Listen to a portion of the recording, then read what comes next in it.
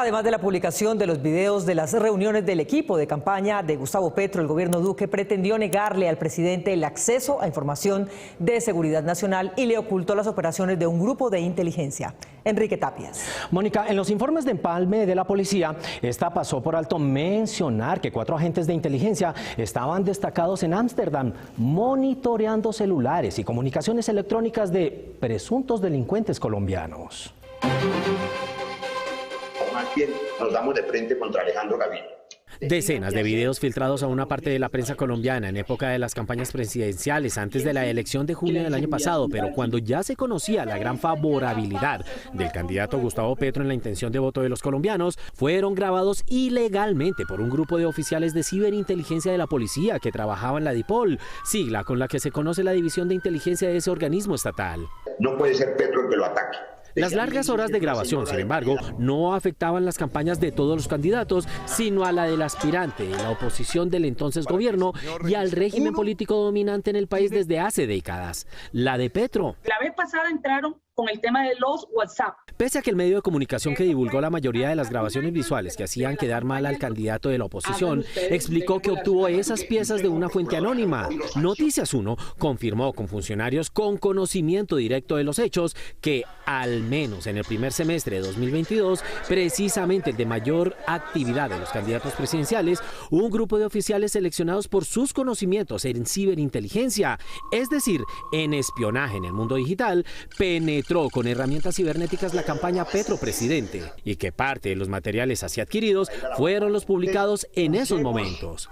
El director de la Dirección de Inteligencia de la Policía DIPOL en la época era el general Norberto Mujica y el director general de la institución era el general Jorge Luis Vargas, quien también fue director de inteligencia. Ambos fueron nombrados en esos cargos por el entonces presidente Iván Duque, quien públicamente se opuso a varias de las propuestas del candidato Petro y mostró sus preferencias por otros contendores. El hoy jefe de Estado reaccionó a la publicación de los videos de unas reuniones internas de su campaña que fueron realizadas contactando a varios asistentes mediante plataformas como Zoom y Teams.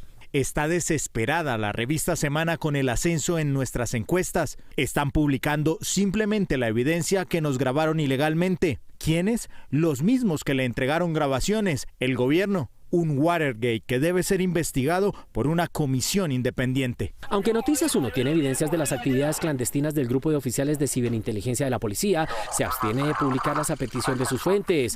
Pero existen otras pistas que confirman tal hipótesis, como el proyecto de ley con mensaje de urgencia que intentó hacer aprobar por el Congreso del ministro del Interior de Duque, Daniel Palacios, 3 meses antes de las elecciones y con el cual se pretendía limitar la información de seguridad nacional que la administración saliente le debía entregar a quien ganara las elecciones, es decir, al presidente que sucediera a Duque, según ese proyecto. La violación a la obligación de reserva de la información suscitada con ocasión del proceso de empalme será considerada como falta grave disciplinaria. Según el proyecto, si así lo consideraba el presidente Duque, mediante un acto administrativo, él podía mantener la información de inteligencia estatal en secreto hasta cuando lo considerara conveniente.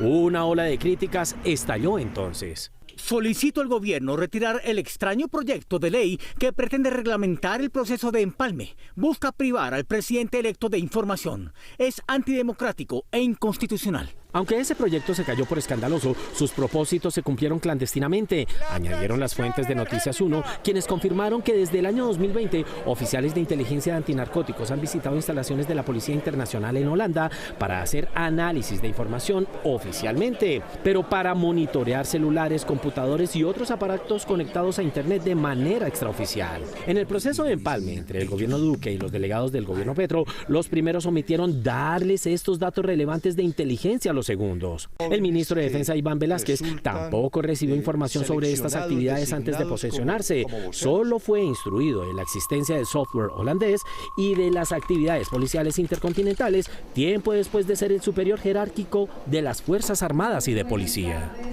El presidente tiene entre sus funciones la de nombrar un vocero suyo en cada Cámara de Comercio y sus ministerios otros 2. Pues el presidente Petro comenzó por remover a los de Duque que había puesto, pero aún no ha nombrado a los suyos. Marta Olaya.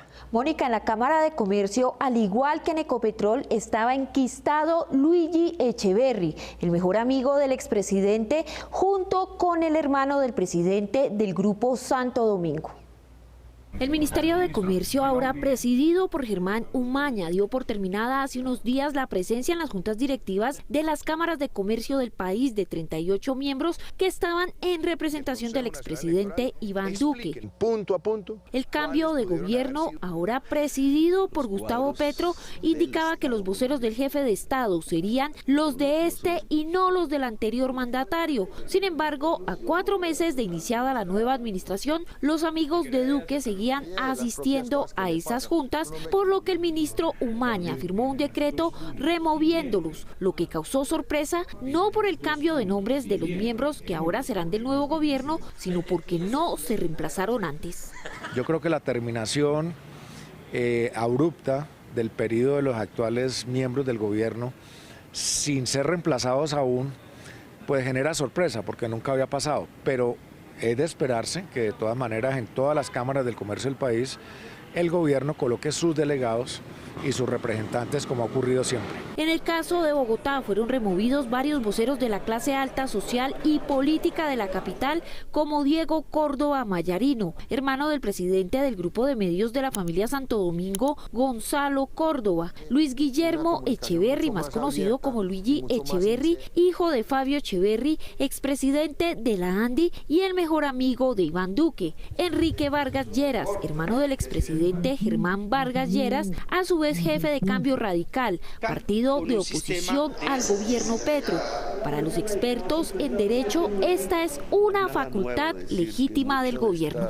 El decreto recientemente expedido es un decreto que básicamente consiste en el ejercicio de esa facultad de remover a los miembros designados anteriormente por el gobierno que antecedió al actual.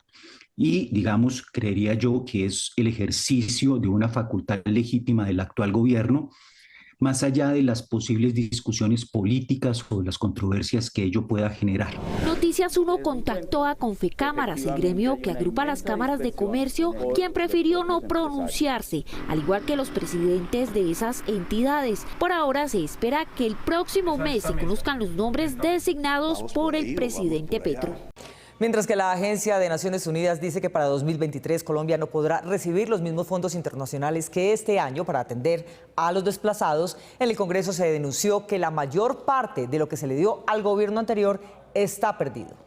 Según documentos recopilados por la congresista Gloria Flores de la Comisión de Relaciones Exteriores, Colombia recibió entre los años 2018 y 2022 recursos internacionales por 1.200 millones de dólares para enfrentar el fenómeno de la migración masiva. En los 4 años del pasado gobierno se han recibido 5 billones de pesos en cooperación. Es decir, para ayudar a los inmigrantes en Colombia, varios países cooperantes, fundaciones y organizaciones internacionales como la Agencia de las Naciones Unidas para los Refugiados aportaron 5 billones de pesos. Sin embargo, en la audiencia de migraciones convocada por Gloria Flores, quien también es presidenta de la Comisión Segunda del Senado, se mencionó que solo una pequeña parte de esos millonarios recursos de cooperación internacional fue destinada a los programas de protección a migrantes. Y estamos también preocupados porque no sabemos cómo se invirtieron esos recursos en favor de la población migrante. Tenemos conocimiento que esos 5 billones, alrededor del 45% fueron dirigidos a asistencia humanitaria y solo el 1% a protección de población migrante. Entre tanto, Mireille Girard, representante de la Oficina del Alto Comisionado de las Naciones Unidas para los Refugiados, anticipó que para el próximo año Colombia no recibirá tantos recursos para atender a los migrantes. Tenemos dificultad, para decirle la verdad, con la crisis de Ucrania y todo lo que está pasando en el mundo. Desafortunadamente el número de crisis no está reduciendo y entonces tenemos un poco de reducción de fondos este año en comparación con el año pasado. Como alternativa paralela a la ayuda internacional, el director de Migración Colombia les planteó a países vecinos una logística especial de acompañamiento a los migrantes venezolanos que quieran regresar a su país. Planteamos como propuesta colombiana, y estamos a la espera de la respuesta de Panamá y de Costa Rica, de crear un corredor humanitario para aquellos ciudadanos venezolanos que quieren regresar a su casa, a su país. En lo corrido de este año, más de 200.000 inmigrantes de 92 países, principalmente de Venezuela, entraron a territorio colombiano.